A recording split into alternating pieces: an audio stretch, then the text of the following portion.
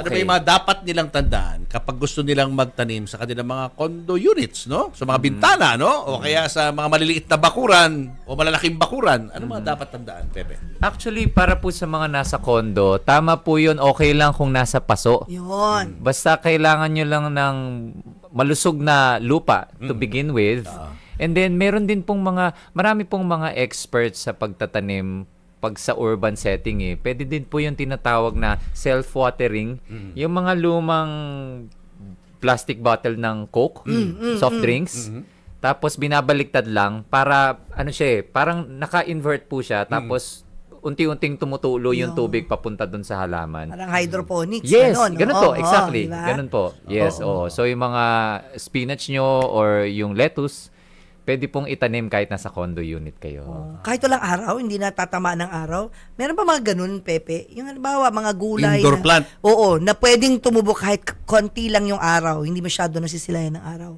Kailangan Ano ba po yun? meron kahit konti. Ayun. Pero may bagong technology, di ba? Bumbilya? Yes.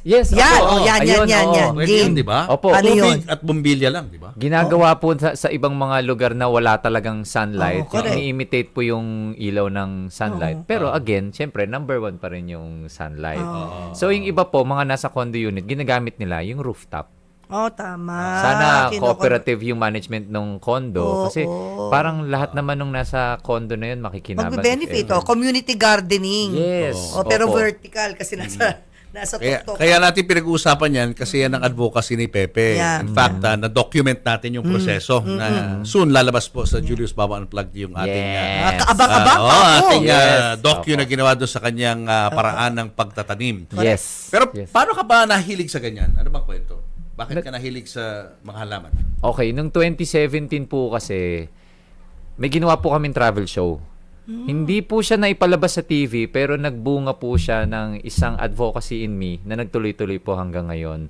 Nasa tabing dagat po kami, nag-dive po kasi doon sa travel show. Tapos nung break time, nakita ko po, nung naglalakad ako sa Dalampasigan, ang daming basura sa gilid. So, pinakinggan ko lang po yung gut feel ko na hindi maganda sa pakiramdam na nakikita ko to nang wala akong gagawin. So, pinulot ko po hanggang sa napuno yung sako. May nakita po ako sako sa gilid. Parang walang may-ari. Kinuha ko na. Tapos nilagay ko po doon hanggang sa nakapuno ako. Tapos pinicturan po ako ng boatman. Nag-viral po siya nung pinost ko. Kasi sabi ko parang after nito gusto ko nang mag-join ng iba't ibang clean-up drives. Yung invitation ko na yon na-pick up po ng iba't ibang grupo, including Greenpeace. So, naging sustainability advocate, environmentalist na po ako mula noon. So, anything sustainable and environmental friendly, pinasok ko po. Kasama na po yung pagtatanim sa sariling bakuran. At balita ko may influence ang mami mo, nanay mo sa'yo, di ba? Yes. Actually, we influence each other kasi ang nanay ko po, ang general rule lang niya kung saan ka masaya at kung ano yung tawag ng yung kaluluwa, gawin mo. Yun yung guiding principle. Akala ko siya yung nagturo sa'yo na maging vegan, magtanim, Ako po yung nagturo sa kanya pagdating okay. doon. Nakakatawa nga po, we learn from each other. At si Mrs., bakit nahilig Yan, din sa mga vegan na cuisine? Alam niyo po, nakakatuwa kasi hindi naman vegan si Mrs. Tapos nung nakita niya lang yung lifestyle ko, I suppose ito lang po yung pakiramdam ko, nakita niya yung sense na, oo nga no, Pepe, Daddy, parehas tayong mahilig sa hayop. We both have dogs and cats parehas po kaming animal lover. Tapos, oo nga naman, kung mahilig tayo sa aso at pusa, ano nga ba ang difference nila sa mga baboy, baka? Tapos, nung buntis po siya dun sa pangalawa naming anak, nagkwento lang siya sa akin na naaawa na ako sa mga baboy. Tapos, bigla siya umiyak. Di ako naman natas lang ako, niyakap ko lang siya. Parang, feeling ko po, yun yung anak din po namin trying to communicate with her. Kasi kami po, nung bunso naming anak, parehas po kaming vegan. Ayaw niya sa karne. 2 years old pa lang to Pero, parang parehas po kami ng lifestyle. So feeling ko po, yun yung napipick up ni Sam. At the same time, naniniwala siya sa cruelty-free living. So nakita niya, veganism, yun yung isang example ng cruelty-free. Pagdating din sa pagiging sustainable, nakikita niya ang pagiging plant-based, makakatulong po sa environment. Kaya po yun yung inadapt niya sa business niya. Plant-based cuisine. Yeah. Yes. Kanilang business. Pero enjoyable po dapat for meat eaters din. Yun. So, ibig Kasi sabihin, yung na-maintain nyo yung lasa. Yes. So, ibig Na sabihin, mga dapat lasang karne, karne-based tama food. ba? At itsurang karne ba? Tama ba? Hindi Itsura, naman po lasa. itsurang karne, pero kasing flavorful ng meat dishes. Yun. Napatingin nga ako ni Pepe. Sarap na sarap ako doon sa cauliflower. Saka Eh. yung sabi mo Yeah. sisig. Hindi ko Oo, may na-experience. sisig pa Vegan yan. sisig. Oo. Opo. Tsaka risotto. Oh, pero what exactly is there in the vegan, meat-free, cruelty-free? Ano yun? Tofu ba ito? That's one. Tofu, Tofu, it's okay. tofu-based, it's eggplant-based, it's mushroom-based, cauliflower. Yung mga favorites ko to. Yan, yun po. Pero may carbs pa rin. Opo, meron pa rin Na po. may maintain pa rin yung carbs. Pero dun po siya sa healthier carbs. Like good imbes na carbs. white rice, red rice, or adlay, or quinoa. Line. Yun. So kung Opo. puro ganyan na kakainin mo, guaranteed ba na papayat ka? O you'll lose weight? Kahit Meron- na may carbs? Opo, kasi meron po siyang mga customers na mga atleta. Yung nagko-compete, mga bodybuilder, tapos mga recovering from different diseases like diabetes or cancer. Opo. Advisable to, itong food na Po, to. yun po talaga yung sinabi ng mga doktor nila, kaya nila hinanap si Sam at nag-subscribe kay Yung Sam. may program sila eh. Yung Oo. diet Opo. program. Pero Para sa mga gusto napatingin mag-avail. ako kay Sam, ang ganda eh. Ayun! Ay, talaga. siya ba yun? Yung nasa mga video na kumakain? Apo, yung singkit. Oh, kaya pala na-indab ka kay Sam eh, no? Oh, before we Oo, move yan. on, Yeah. paano sila mag-order nito? Sa Instagram lang po, tsaka sa Facebook. Ang Just pangalan type ay? Nam Nam Sam. Parang Korean sounding eh. Sam. Opo, mahilig, ano po Korean culture fan. Ayan po na, sila. ayan sabi po ko na, ang yan, kanilang Nam Nam Sam. Facebook Yan. page. So you can order. Pero ang Message pangalan them. niya Sam. Sam. Hindi Hanapin Nam mo si Nam Sam. Sam.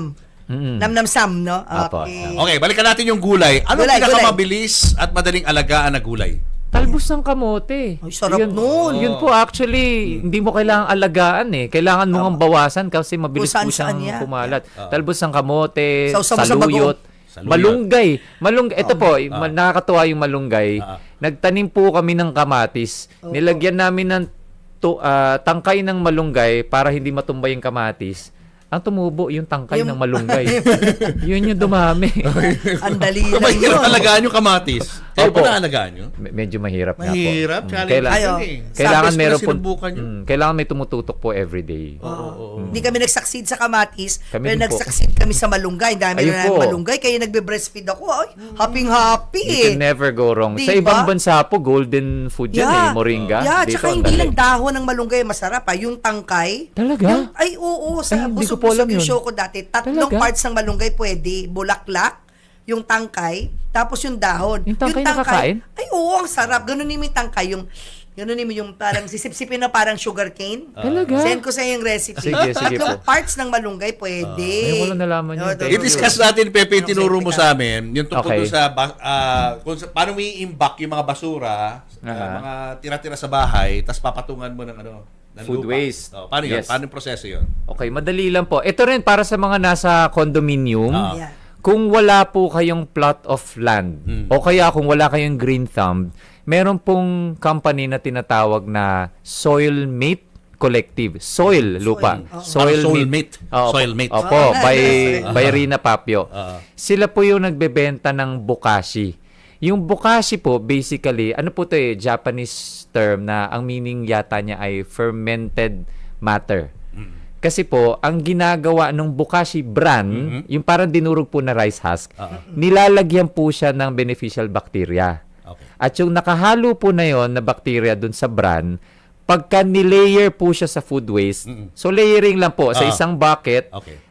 bokashi bran muna, tsaka mga dried leaves, Okay. tapos lalagyan mo ng food waste, isang layer, and then bokashi bran, and then so on and so forth, pipit-pitin mo hanggang siksik, hanggang sa mapuno po yung bucket. After 2 weeks, fermented na siya.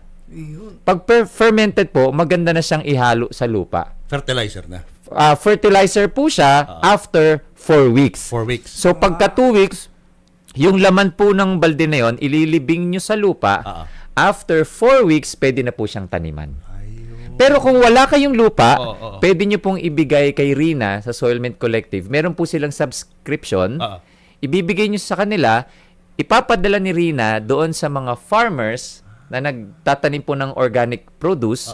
Tapos pwede nyo suportahan yung farmers. Sigurado kayo na yung gulay na mapupunta sa inyo, organic fertilizer yung ginamit. Gamit Galing, yung di ba? sarili nyong food waste. Ano po, ang tawag doon, circular Circular economy. Walang walang sayang. Oo, walang, walang sayang. Parang tayo, nagsubok na kami na meron na kaming biniling parang drum, no, Papu? Doon tayo gumagawa ng compost. Iba naman, Okay. kinikwento ko nga kay Pepe yung Oo. naiikot. Yun. Iba yun, no? Yun Iba din, naman ang yung food style waste doon. namin, doon lahat. mas nilalagay advanced din. po yan. Anong klaseng food waste ang pwede mong ilagay doon? Doon po sa ganon. Hindi, doon sa dinidiin. Yung dinidin. Yung tinuturo mo. Yung Lahat po. pinipress. Kahit na mga taba-taba ng baboy, ganun pwede. Yes. Lahat po ng Talaga, food ay, waste. akala ko ihiwalay mo yung karne-karne. Hindi po. Mga ano lang doon, alam mo, yung balat ng gulay, ganun. Lahat po. Ano Lahat ng pala? pagkain. Lahat ng kinakain, pwede po. Wow, wala Yung akong mga tapon. buto-buto ng manok, Pati ganun? Pwede po. Mga baboy. Tinik. Yes. Kakalagay ko lang kahapon ng mga buto ng manok. Kasi it takes how many weeks minimum para 2 weeks. ma-decompose? 2 weeks lang? 2 weeks po yung fermentation dun sa timba. Oh, correct. Bago correct. mo ilibing sa lupa. Libing mo Ay, sa may lupa. libing sa lupa pa. And then factor. after 4 weeks, fertilizer na. Pwede nang taniman ng gulay. Pwede nang Meron tanong. ba siyang pwedeng ilagay na something para mas mabilis yung decomposition at kung ano man pag-transform niya into the fertilizer? Yun Ano ba? pong ginagawa nyo kung di ako nagkakamaling iniikot. Oo. Yun po ang mas mabilis din. Pero wala kami nilalagay dun, ha? Wala. Kasi po yung Wala. process po ng Chinis lang. pag-ikot, parang ano po siya pinapainit nyo. Kumbaga, yung bukashi po kasi, walang halo-halo. Hinahayaan mo lang yung bacteria to do its job. Yan po. Yan may natutunan tayo mula kay Kaya Pepe nga, Herrera, isang environmentalist na. Yeah. Tsaka, Sir Julius Kuya Julius and Ate Titi. Ano ba tawag sa inyo, Sir? Papoy Mamo na lang. Papoy Mamo. Yan, mas madali. Madali yan, oh, Papoy sige. Thank you. Mamo. Papoy Mamo, I can't help but think about what you said na ang sakit sa ulo nung nangyayari sa pagtaas ng gas. Sasakyan ko po diesel. 6,700 po ang full tank ng isang araw. Sakit. Kuha ko lang ngayon. Sakit talaga. So ngayon po, kasi po meron akong grupo na tinatawag na Sanghiblayan Collective. We promote different sustainable practices. We partner with different sustainable groups. Isa po dun sa partner nung kagrupo ko, kakaibigan niya, yung pong operator ng GSM electric taxi. Oo. So, pinapangarap ko po na sana mag-release sila ng for private vehicles. Kasi feeling ko po yung nangyayari ngayon, redirection siya para suportahan natin ang mga renewable sources of energy. Like solar. Yun po. Para may kinilaman din sa taas yung mga nangyayari. Yes, sana po yun ang suportahan ng government natin. Anyway, may show ka? Yes, ano mga may may show expect next sa show week. mo? Yes, opo. So, ito po, nagbabalik musikero po ko kasi musikero naman po talaga ako nagsimula. Graduate po ako ng UST Music. Napadpad lang sa pag-arte. Ngayon po, bumabalik ako. I'm composing my original songs in connection to my advocacies. Kaya po sa gabi na yon, tinawag naming Pepe Shows. Ayun. Ako po ay I will showcase the different sustainable companies that I'm supporting. Mga kumpanya po like Junknut who makes upcycled furniture Yan, pieces. nag-guess na namin sila dito. Ay talaga. Oh, Ayun po. Jacknut. Nandun po sila. Yeah. So companies like them, pati po yung isa kong paborito yung Back to Basics. Zero waste grocery store po sila. Saan yan? Sa Teachers Village naman sila. You bring your own container or may provide po sila na pwede mong ibalik paulit-ulit yun na yung lalagyanan. Yun po. Sa tapon ka ng tapon ng bote. Yes, yes. So, kailan ito mangyayari, Pepe, itong Yung show mo? Sa Pepe Shows. birthday ko po mismo Yeah, sa April happy birthday. 21 sa We'll see you Peta there, Theater. We'll see you there. Oh, We'll be there. We'll be there. April 21. Paano We'll bring makakabili a ng friend. tickets? So sa Instagram ko po, tsaka sa Instagram ng Backstage Manila, yung latest poster po after nung nakapaskil na yan, meron pong QR code doon. You just scan the QR code and that's it. Suportahan natin si Pepe sa kanyang Salamat show po. at sa kanyang Stand-up advocacy. comedy ba to? Parang gano'n. May konting halo po may ganon? because I'm doing stand-up comedy na din. Ayan. Yeah. Galing. Wala ka bang movie ngayon na ano? Meron. Meron sa Netflix. Yung ano? Yes, opo. Alin, Ngayon po. pagpag sa- Hindi. Luma na yun, Mamo. May bago siya ngayon. Joke lang, opo. Number 1 po recently yung The Last Beer Gin. Yan. Dalas Yes, yun. kasama ko po si Cherry Pie Picache, JC Santos, Saijan Haranilla, tsaka si Cyril Manapa. Wow! Sa Netflix, Sa number Netflix. 1. Sa Beer Tapos, Gin. Hanapin natin yan. Meron din po kami upcoming sa Father's Day.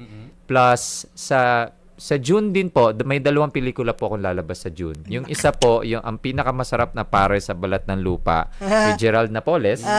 Tapos yung isa po, hindi ko pa masabi. Pero it's remake. Ay, hindi. continuation po siya ng isang classic sitcom that we all loved in the 90s. Di bale, magpo-promote ka dito for sure. Yay! Sa Zoom man o hindi. Parang alam ko yan ah. Tabo. Sabi mo na yan ah. Dahil 4:45 lang tayo. Sige. Iko-correct ko lang yung sarili ko. Nalito na ako. Taganda kasi ng busog-lusog eh. Yung bulaklak pala, bulaklak ng kalabasa. Yun, ang pwede. Opo. Pero yung tangkay, pwede nga siya, pero dapat baby. Batang tangkay ng malunggay, Okay. papakuluan, kasama siya sa tsaa. Ayan. So, okay, wala ring noted. tapon. Basta nakalagay batang tangkay, wag Okay. matandang tangkay. Yan, okay, Mamo. May Ayun na. bibigay ka Ay, bibigay ko sa kay mami niya. mo sa sign ng Ay, Kamay. salamat. Coloring Thank book, you. Basura Monster. Ako. I'm doing my own way for Mother Earth. Ganyan. Salamat Hindi naman po. ako 100% na, alam mo yon yung Okay lang po. perfect warrior, pero I do my own share lang. Okay lang po. That's Yeah. already a big thing. Sabi nga po, may paborito kong quote, it takes every one of us to do it imperfectly. Yeah. Little Thank baby you. steps. Yes.